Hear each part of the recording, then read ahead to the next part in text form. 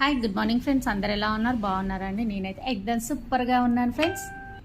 ముందుగా అయితే మనం టీ తాగేద్దాం. టీ తాగిన తర్వాత మన బండి స్టార్ట్ అన్నమాట. చాయ్. దేవుడి కోసం అయితే ప్రసాదం రెడీ చేద్దాము. నేను అప్పాలు చేస్తున్నాను.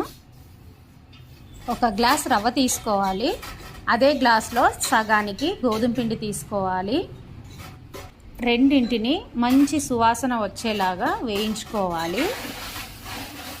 రవ్వ గోధుమ పిండి వేగిన తర్వాత తగినన్ని వాటర్ పోసుకోవాలి.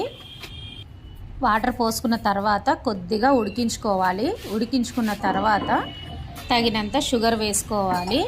షుగర్ వేసుకున్న తర్వాత బాగా ఉడికించుకోవాలి. మళ్ళీ తర్వాత కొంచెం ఇలాచీ పౌడరు అండ్ సోంపు దంచి వేసుకోవాలి.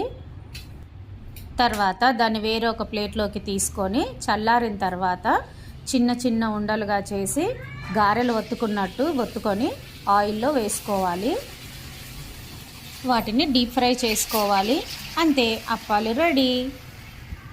మేము ఊరు నుంచి వచ్చేప్పుడు తులసి ఆకులు తెచ్చాం కదా, వాటిని మాలగా అల్లి స్వామివారికి వేసేసాము. పిల్లలు టమాటా పప్పు కావాలన్నారు, అందుకని పిల్లల కోసమని టమాటా పప్పు రెడీ చేశాను.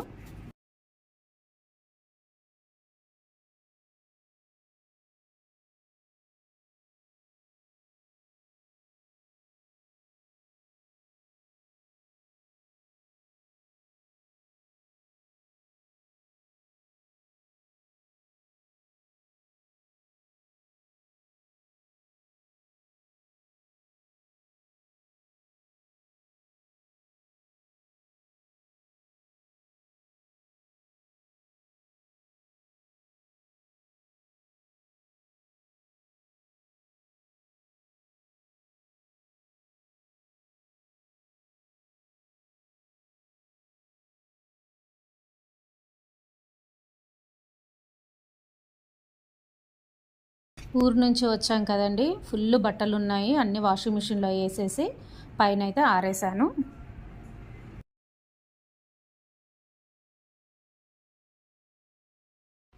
పనంత అయ్యేసరికి 12:30 అయ్యింది. నేను కూడా భోజనం చేసి కాస్త రెస్ట్ తీసుకుందామని వెళ్ళి అలా పడుకున్నాను. అంతే, టక్కున గుర్తొచ్చింది.